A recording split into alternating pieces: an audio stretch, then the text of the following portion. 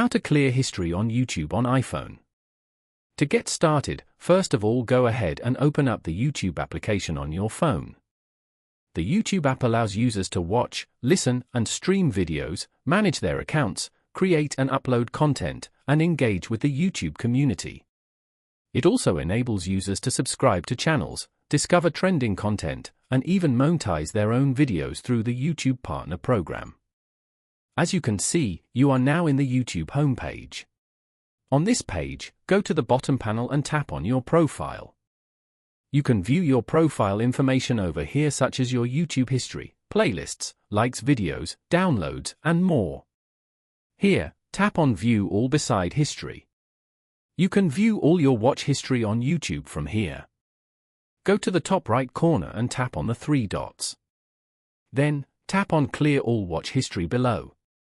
Tap on Clear Watch History again to confirm.